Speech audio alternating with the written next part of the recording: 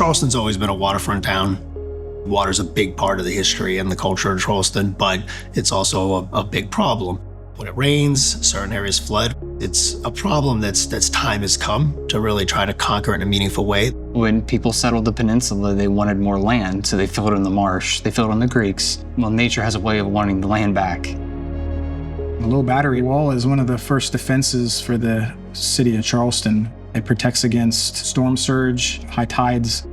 It also is extremely important in that it's a linear park that allows both residents and tourists to come down and enjoy the history of the city and the amazing views of the Charleston Harbor. It was a concrete wall built on wood pilings and a wood support. That support system has pretty much been dismantled by the environment. I've been at the Low Battery before the work started during a hurricane, and water was coming over the top of the Low Battery. The top of the Ashley River was the same level as in the interior of Charleston. Pretty frightening. JMT's an infrastructure firm, whether it be flat, horizontal projects, vertical projects, anything adjacent to the waterfront, transportation, kind of an all-encompassing engineering firm. The Low Battery project is a very exciting project for the city of Charleston. It's the lowlands. There's hardly any grade to work with. Everything is very flat. So we were attempting to make grade where there was none. What we're doing is raising the wall up about 1.5 feet to match the high battery wall, which will help significantly with flood protection, both in high tide and in hurricane events. One of the other things that we added is all new drainage throughout each of the intersections. The pipes in the ground existing were very old. All of them were undersized, and most of them were full of sediment and didn't even function to begin with. We leveraged Civil 3D for the entirety of the project for all of the grading. I had gone to our stormwater designer and asked him if he'd be willing to pilot InfoDrainage and test it out on this project. How do we explain to the residents and homeowners that their car tires are going to have standing water under?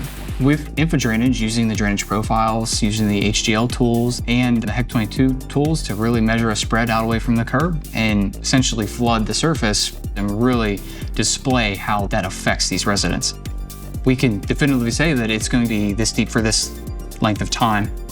I was able to export my design with my custom South Carolina storm parts and export that into InfoDrainage for my designer to analyze.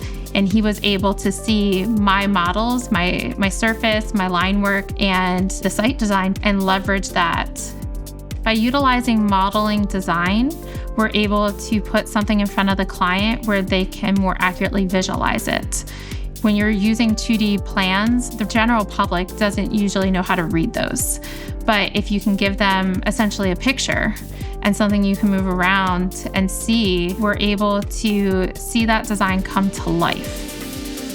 Embracing new technologies such as InfoDrainage helps increase our efficiency, and it also produces a better product, ultimately than a spreadsheet and a hand-drawn profile. We can provide our customers with solutions that not only impact them in today's world, but we can also extrapolate that out to 20, 30, or 100 years.